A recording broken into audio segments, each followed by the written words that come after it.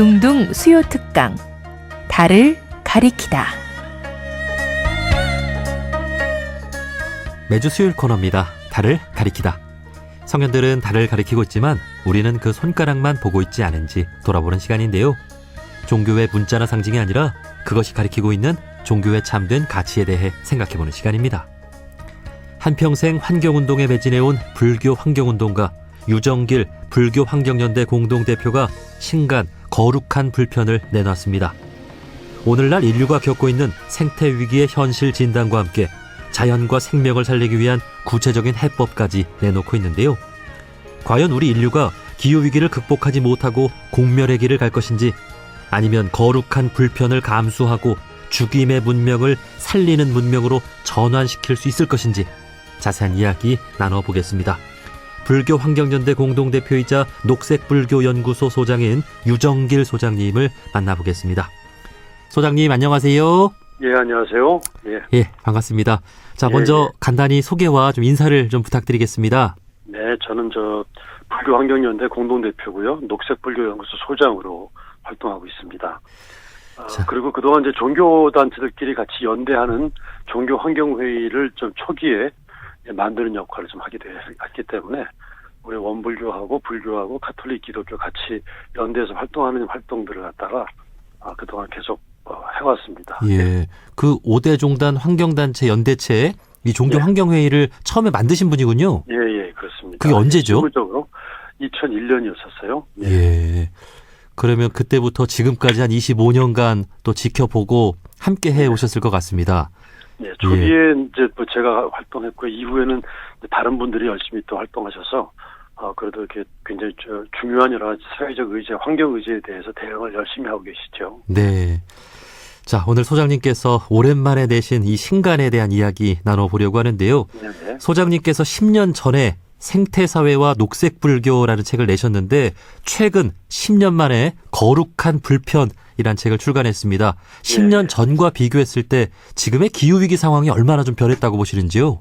네, 다 아시겠습니다만 기후가 1.5도를 넘어서게 되면 다시 회복할 수 없는 지경으로 간다라고 굉장히 많은 걱정을 했지 않습니까? 네. 근데 지금 공식적으로 비공식적으로 1.5도를 넘어섰다 이런 얘기들을 하고 있어요. 좀 훨씬 더 절박한 상황이 되고 있죠. 근데도 불구하고 지금 모두가 다 여전히 다 성장해야 되겠다, 발전해야 되겠다, 풍요로워져야 되겠다 이런 생각들은 포기하지 않고 있어서 어쩌면 좀 훨씬 더 긴박한 상황임에도 불구하고 대응을 갖다가 적절하게 하지 않아서 굉장히 안타까운 상황이라고 볼 수가 있죠. 예, 그러니까 10년간 기후위기는 더 심각해졌는데 인간의 욕망은 더 커지고 기후위기 대응은 잘 안 되고 있다고 보시는 거죠? 그렇죠. 예. 지금 기후 문제도 기후 문제지만은 이 기후 문제와 연관해서 최근에 우리는 한 3년간 코로나 팬데믹을 겪었지 않습니까? 네. 이것도 결국 기후 문제와 환경 문제와 연결되는 거거든요. 예. 우리가 인간의 어떤 삶을 위해서 다른 생명들이 사회들의 서식지를 전부 다 파괴하고 그 파괴한 것들 때문에 지금 우리가 이런 코로나 팬데믹 같은 그런 위기를 겪게 됐었고요. 그 다음에 지금 우리 산불도 마찬가지고 여러 가지 홍수라든가 또 지진이라든가 이렇게 과거에는 10년에 한 번 있을까 말까 했던 이런 재난들이 지금 1년에 몇 번씩 자꾸 이렇게 펼쳐져 있는 것들이 다 기후위기 때문에 발생한 문제인데도 불구하고 이것이 주고 있는 메시지를 갖다가 정확하게 받지 못하고 여전히 계속 성장을 추구하려고 하는 것 자체가 정말 어리석은 일이고 안타까운 일이죠. 네. 자, 한 사람의 불자로서 종교인으로서 여러 가지 측면에서 이 기후위기 상황에 대한 진단과 해법을 이 책에 담으셨습니다. 총 5장으로 구성되어 있는데요. 우리 소장님께서 어떤 말씀 하고 싶으신지 좀 자세히 좀 들어보겠습니다. 자, 제1장에서는 생태위기의 현실과 깨달음을 담고 있는데요. 지금의 생태위기 현실이 좀 어떻습니까? 지금 제가 1장에 말씀드렸던 내용들의 핵심은 지금 우리는 그동안 잘못된 삶을 살고 있다고 하는 것들을 깨닫기 위해서 환경위기라고 하는 메시지를 주고 있는 것이다라고 하는 것이 1장의 핵심 내용입니다. 예. 단순히 기후 문제라든가 환경 문제라든가 생태위기 문제라든가 이것만이 아니라 이것 자체는 하나의 증상이라는 말씀을 드렸어요. 우리 몸에 어떤 피부병이 발생하면 그것이 위나 섭생을 잘못해가지고 위장이 안 좋아진 것들이 이 피부로 이제 증상이 발현되기도 하는데 이 증상만 계속 치료한다고 근본 치료가 되지 않는 거거든요. 그런데 그렇죠. 지금 현재 환경 문제라든가 기후 위기 문제는 일종의 증상입니다. 우리가 인류가 잘못 살고 있고 근본적으로 잘못된 생각을 갖고 있는 것들에 대해서 이것이 일정하게 어떤 그 하나의 시그널인 거죠. 네. 그 상징인 거죠. 그렇기 때문에 기후 문제를 해결하기도 해야 되지만 이것이 주고 있는 근본적인 원인도 해결해야 되는데 그 첫 번째 원인은 뭐냐면 우리 지구는 유한한데도 불구하고 우리는 마치 무한이 있는 것처럼 잘못 착각을 해가지고 무한히 성장하려고 한다는 게 첫 번째 원인입니다. 예. 무한히 성장한다는 얘기는 자원을 무한히 채굴해서 사용해야지만이 무한히 성장할 수 있는데 자원을 채굴하려고 한다면 지구가 무한히 있어야지만이 자원을 무한히 채굴할 수 있거든요. 예. 근데 명확한 팩트는 이 하나뿐인 지구라는 거거든요. 지구는 한정되어 있기 때문에 자원이 무한하지 않습니다. 네. 자원이 무한하지 않다고 한다면 무한히 성장할 수 없음에도 불구하고 우리는 무한히 있다라고 하는 잘못된 망념, 무지 이런 미망 때문에 발생한 문제고요. 두 번째는 인간이 중심이라는 생각입니다. 모든 동물들과 이런 유정물, 무정물들이 함께 살아야 되는데 인간만이 잘 살아야겠다고 생각해서 모든 동물이라든가 식물과 산과 강들 갖다가 다 파헤치고 오염시키고 하는 이 과정. 그다음에 두 번째는 이 미래 세대에 대한 고려를 전혀 하지 않고 있다는 거예요. 네. 그 미래 세대가 쓸 것들을 남겨두고 그들이 써야 될 자원은 남겨두고 지금 현재 우리가 써야 되는데 우리는 미래 세대가 써야 될 것들까지 다 뺏어다가 지금 이렇게 누리고 있는 풍요입니다.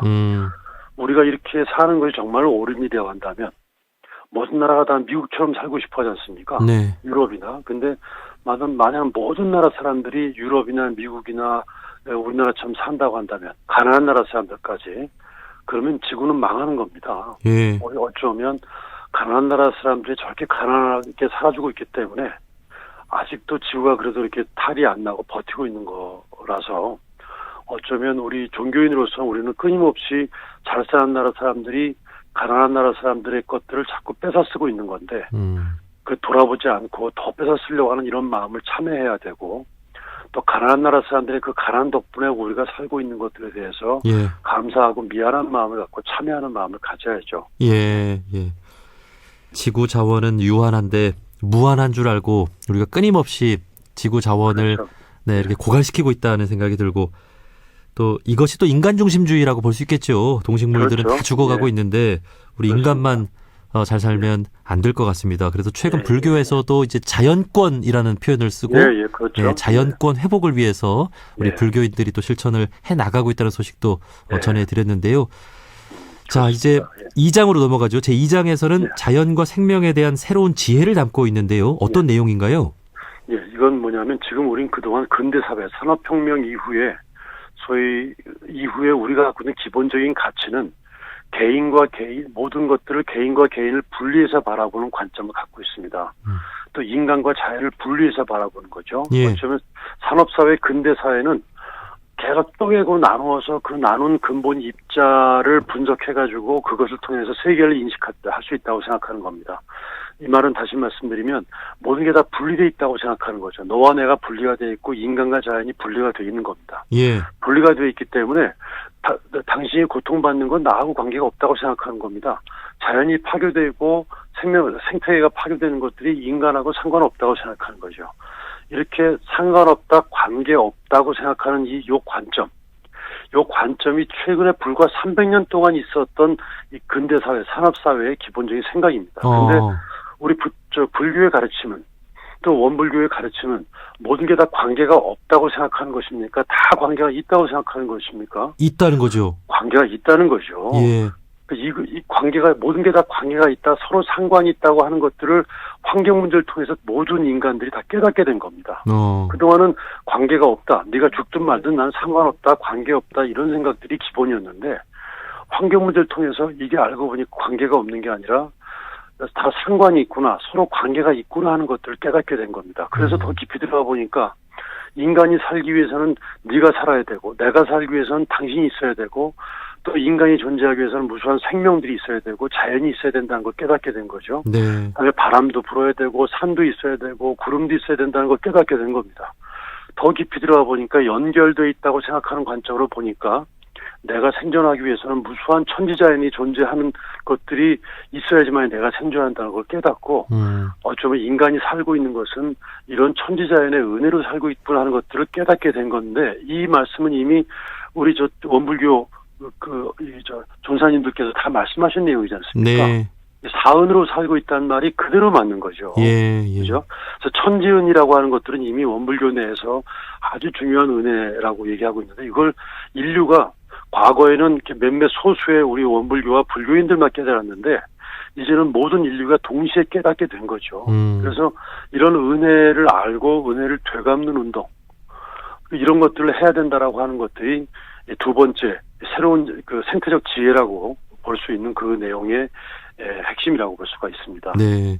예. 사실 원불교가 탄생한 이유도 바로 예. 그런 것 같습니다. 예, 정말 예, 필요한 그렇습니다. 시점에 동그란 예. 이론상의 진리를 깨닫고 나온 이유가 그렇죠. 네, 바로 예. 우리 인류가 정말 그렇습니다. 어떻게 보면은 자연의 일부이고 우리가 다 예. 함께 잘 살아가는 세상을 만들기 위해서 원불교가 예. 나온 게 아닌가 싶습니다. 예. 자, 3장에서는 이제 그러한 예. 지혜를 바탕으로 생태 사회를 만들기 위한 방법들을 그렇죠. 제안하고 있어요. 그렇죠. 예, 맞습니다. 저 방금 제 원불교 이론상 말씀드렸습니다만 그동안 산업사회는요. 그동안 산업사회나 서구사회는 모든 게 다 직선이라고 생각했습니다. 시작이 있으면 끝이 있고 태초가 있으면 종말이 있다고 생각하고요.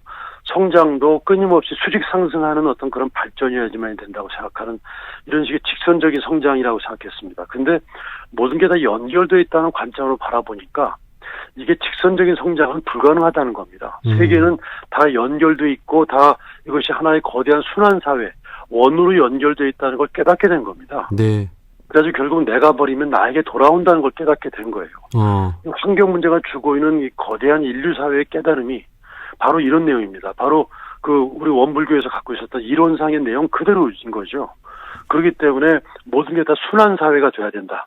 직선적인 사회가 아니라 순환 사회가 돼야 된다라고 하는 것이 아주 중요한 생태적인 깨달음입니다. 네. 그래서 기본적으로 도시라고 하는 것은 어떤 풍요를 지향하고 성장을 지향하고 돈을 중심으로 모이는 곳이지 않습니까? 네. 그렇기 때문에 도시가 좀 해체돼서 농업을 기반으로 한 풀뿌리 사회가 돼야 되고 그 풀뿌리 지역 내에서 농업이 기반돼 가지고 지역 순환 사회가 생산 소비 폐기가 지역 내에서 계속 잘 순환되는 사회가 되는 분권형 사회가 돼야 된다라고 하는 게 3장의 기본 내용입니다. 네. 그래서 다 돌고 도는 어떤 그런 사회가 되는 것이 생태적 사회의 기본적인 얼개가 돼야 된다라고 하는 게 3장의 내용입니다. 예. 그러니까 도시와 시골이 지금 분리되어 있는 느낌인데 예. 도시도 생명이 살아있는 곳으로 만들어야 된다는 거군요. 그렇죠. 그러려 한다면 지금처럼 이렇게 과대하게 이렇게 도시 집중적인 사회가 아니라 일단 농업이 중심이 된 자립적 사회가 돼야 되거든요. 네. 그리고 그 지역 내에서 생산하는 사람과 소비하는 사람이 그 지역 내에서 서로 얼굴을 아는 관계. 그래서 지역 내 생산되는 것들은 지역 내 소비가 되는 요즘에 지산지성 운동이라든가 로컬 푸드 운동이 바로 이렇게 지역 순환 사회가 만드는 것. 지역 내에서 이렇게 잘 돌아가도록 만드는 거거든요. 네. 바로 이렇게 우리가 그 이론상이 주고 있는 그런 식의 사회 모델이 바로 생태사회의 기본 모델이라고 볼 수가 있습니다. 네.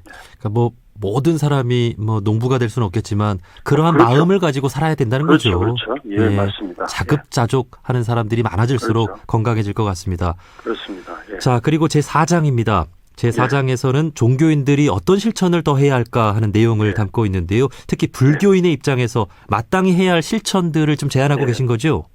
예, 아까 좀 말씀드렸습니다만, 궁극적으로 이제 일종의 소욕지족의 삶을 사는 거죠. 적게 욕심을 내지 않고, 우리 탐진치 삼독심을 여유여가 된다고 하는 것처럼, 다 탐심을 갖게 되면, 욕심을 갖게 되면 욕심이 이루어지지 않으니까 분노하게 돼서 진심이 갖게 되죠. 이 진심을 갖게 되면 이게 시야가 좁아집니다. 시야가 좁아지니까 슬기로운 판단하지 못하고 어리석은 판단을 하게 되니까 치심을 갖게 되는 거죠. 예. 그런데 이렇게 소욕지족의 삶을 살게 되는 것이 올바른 삶인데 그래서 적은 것을 만족해야 되는 삶을 살아야 됩니다. 그래서 물질적으로는 총빈하게 하지만 정신적으로는 풍요롭게 사는 것 이게 일종의 어떤 그 종교인의 삶이라고 볼 수가 있겠죠. 그런 뒤에 내가 그 자연을 잘 살펴보면 내가 당신 때문에 내가 살고 있다라고 하는 상대방에 대한 감사, 그 다음에 자연 때문에 살고 있다는 생각, 천지자연의 은혜를 입고 있다는 생각들에 기피하게 되면 모든 것들이 다 감사하게 느껴지는 거죠. 내가 어쩌면 나 혼자 사는 게 아니라 수많은 사람의 덕분에 살고 있구나. 이런 덕분에라고 하는 이런 감각, 깨달음, 이런 걸 얻게 되면 사람도 감사하고 천지자연도 감사하고 감사하는 마음을 갖게 됩니다. 예. 이 종교인으로서 가장 중요한 이 마음 공부의 내용은 이 감사를 아는 것이거든요. 그래서 감사를 하게 되면 감사할 거리가 많아지게 되고요. 감사의 감각이 발달합니다. 그래서 감사하는 마음이 갖게 되면 내가 이런 그런 감사를 갖다 다시 또 되돌려서 은혜를 갚아야 된다는 마음을 갖게 되고, 이것이 사람만이 아니라 이 천지자연에게도 그런 은혜를 갚는 활동을 해야 되겠구나라는 생각이 바로 환경운동을 하거나 사회적인 실천을 하거나 이런 활동으로 전환되게 되기 때문에 종교인이라 한다면 나의 변화뿐만 아니라 사회 변화까지도 같이 갈 뿐 아니라 그 다음에 정말로 모든 것들을 감사를 예민하게 느끼는 그런 감수성, 그래서 그 감사에 보은하는 그런 식의 삶의 자세, 이런 것들이 중요하다, 이런 말씀을 사장에 담고 있습니다. 네. 예. 그 진리를 믿고 따르는 우리 종교인들부터 예. 또 마땅히 그래야 할 텐데, 예. 글쎄 우리 종교인들이 좀 많이 모범이 되고 있을까요? 예. 종교인들이 이제 여러 가지가 있겠죠. 왜냐하면 종교의 근본 가르침하고 종교의 형식이 굉장히 차이가 있는 경우가 있거든요. 종교의 근본 가르침은 제가 말씀드린 것처럼 소욕지족의 삶, 모든 게 다 연결되어 있기 때문에 궁극적으로 상대방의 행복이 나의 행복이라는 어떤 삶을 갖다 깨닫고 그런 식의 실천을 하도록 해야 되는 것인데, 그 세속화된 종교, 그러니까 지금 같은 어떤 욕망 중심의 사회 속에서는 종교도 그 욕망의 포섭도 있습니다. 네. 그래서 거의 믿습니다 주시옵소서의 종교가 된 거죠. 예. 그래서 부처님이나 예수님이라든가 다 전부 다 이렇게 풍요를 지향하고 욕망을 지향하는데 중간에 거간꾼으로 활용합니다. 그래가지고 내가 10만 원 헌금할 테니 100만 원 벌게 해달라고. 그 다음에 내가 헌금 많이 할 테니까 보시 많이 할 테니까 뭐 이렇게 이익을 많이 얻게 달라고. 예. 부처님과 예수님을 갖다가 이렇게 욕망 추구의 중간에 복덕방 거간꾼처럼 활용하는 거죠. 네. 어쩌면 종교의 근본 가르침이 아니기 때문에 이런 기도를 들어줄 리가 만무하지 않습니까? 그렇죠. 정말로 올바른 부처님, 올바른 예수님이라 한다면 이런 자기 욕망의 근거로 한 기도를 갖다 들어줄 리가 없고, 사실 그런 기도는 들어주면 안 되는 게, 기도가 다 이루어지면 다 망하는 겁니다, 세상은요. 그렇죠. 예. 기도가 안 들어주는 게 기도가 들어준 거죠. 그런 가치로 가야 되는데 그렇게 하지 못하는 종교인들이 많이 있죠. 예. 정말 종교인으로서 좀 반성을 해야 될 것 같습니다. 그렇죠. 예. 예. 자, 이제 마지막 제5장입니다. 네. 제5장에서는 생명 공동체를 위한 마음 공부 방법을 담고 있는데요. 이건 어떤 내용일까요? 이 내용은 뭐 앞에도 이미 말씀드렸습니다만, 이 사회를 변화시키는 데 있어서는 내 밖을 변화시키는 것과 내 안을 변화시키는 것이 같이 가야 된다, 이런 내용입니다. 그러니까 나를 변화시키고 사회를 변화시키는 것, 그러니까 내 마음 공부하는 것과 사회를 변화시키는 것이 같이 가야 된다, 이런 얘기죠. 과거에 사회운동하는 사람들은 나는 관계없이 내 밖만 자꾸 변화시키려고 해왔단 말이죠. 네. 근데 정말 밖을 변화시키려면 일단 내 안이 변화되는 것들이 같이 가야 됩니다. 꼭 무엇이 먼저 돼야 된다, 이렇게는 아니고요. 그래서 내 스스로가 변화되는 나의 수행, 마음 공부와 사회를 변화시키는 그런 활동들이 같이 가야 되는 거죠. 어쩌면 수행이라고 하는 것들도, 마음 공부를 하는 것들도 내가 밖을 변화시키는 그런 노력들을 하는 과정 속에서 무수하게 많은 퇴굴심이 발생하거든요. 이런 활동하면 손해본다, 내가 주변 사람한테 비판을 받게 될 수도 있다, 이런 여러 가지 많은 어떤 쉽지 않은 일들이 발생할 텐데, 그런 발생할 때 내 마음을 돌아보는 겁니다. 이럴 때 내가 마음을 위축하게 되느냐, 정말 퇴굴심이 발생하느냐, 이런 것들을 보고 어쩌면 그렇게 내 마음을 살피는, 이렇게 사회활동하는 것들을 통해서 다른 사람들을 갖다가 도와주고 무수한 많은 어떤 소위 중생을 구제하는 이런 삶을 통해서 올라오는 무수한 많은 분별심을 살펴보고, 그 살펴보는 내 마음속에 집착을 내려놓는 과정, 이런 과정에 같이 가야지만이 활동을 오래 할 수 있다, 이런 말씀이고요. 그 다음에 한 사람이 갖고 있는 에너지라는 게 굉장히 크다, 이런 말씀도 들어있습니다. 왜냐하면 보통 우리가 환경 실천하게 되면 내가 이렇게 텀블러 하나 쓴다고, 일회용품 하나 쓴다고 세상이 바뀌겠어? 라고 생각하지 않습니까? 네. 근데 이렇게 한 사람의 바뀌는 이런 노력에 의해서 세상이 바뀝니다. 이를테면 이 사회운동이라는 게 크게 두 가지 운동이 있습니다. 선도적인 운동이 있고요. 대중적인 운동이 있거든요. 네. 과거 우리가 일제시대 때 예전에 안중근 의사라든가 윤봉길 의사라든가 이렇게 소수의 사람들이 선도적인 활동을 했던 사람이 있지 않습니까? 네. 근데 이런 사람들에 의해서 많은 사람들이 깨우침을 갖게 되죠. 그리고 상당 부분 사회를 변화시키는 부분이 있습니다. 하지만 대중들이 이렇게 선도적인 활동을 다 할 수 없거든요. 대중들은 그냥 깃발 하나 드는 운동입니다. 3.1운동 때 다 그랬지 않습니까? 네. 일반 사람들은 그냥 나와서 깃발만 흔들고 대한독립 만세만 외쳤던 아주 낮은 수준이고 얇은 수준이긴 하지만 그런 활동이 모여서 거대한 장강의 물결처럼 되면 그게 사회를 변화시키는 운동이 되는 거거든요. 그렇기 예. 때문에 한 사람 한 사람의 그런 텀블러라든가 일회용품 안 쓰는 이런 얇은 운동이라 할지라도 이런 운동이 대중적으로 확산되게 된다면 이것이 사회를 변화시키는 운동인데 한국 사회 내에선 가장 큰 조직된 이 단체는 종교단체입니다. 어느 누구도 종교단체만큼 그렇게 거대한 조직은 없거든요. 그렇죠. 그 때문에 기독교나 불교나 원불교라든가 천주교, 천도교가 이게 한국 사회 인구의 약 한 반 정도를 차지하고 있는데 바닷물의 짠 기온이 3.5%입니다. 3.5%만 짜면 바닷물의 성격을 변화시키거든요. 네. 그처럼 한국 사회 내에 3.5%의 인구만 바뀌면 한국 사회가 바뀝니다. 와. 그렇게 보자 한다면 지금 한국 사회의 반이나 되는 종교 인구가 이런 본래 근본 가르침, 부처님의 가르침, 그다음에 이 대종사님의 가르침에 그대로 따른다고 한다면 전 정말로 한국 사회가 바뀔 수 있지 않겠습니까? 예. 그런 의미에서 종교가 굉장히 중요하고 한 개인의 실천이 굉장히 중요하다 이런 말씀을 담고 있습니다. 네. 소장님 말씀해 주신 대로 이 책의 제목처럼 한 사람 한 사람이 거룩한 불편을 결심하고 실천해 낸다면 죽임의 문명을 살림의 문명으로 전환 가능하리라고 믿어봅니다. 예. 그렇죠. 예. 자, 마지막으로 이 방송을 듣고 있는 분들께 꼭 당부하고 싶은 마음가짐 하나 혹은 실천 하나 이렇게 하고 싶은 말씀이 있다면요. 저희 환경 문제나 기후 문제는 결국 어떤 게 무엇이 행복인가, 나에게 어떤 게 정말 행복한 삶인가를 갖다 돌아보게 만드는 겁니다. 그런데 환경 문제는, 기후 문제는 이 위로 선고하는 것이 아니라 옆으로 선고하는 것을 중요하게 생각합니다.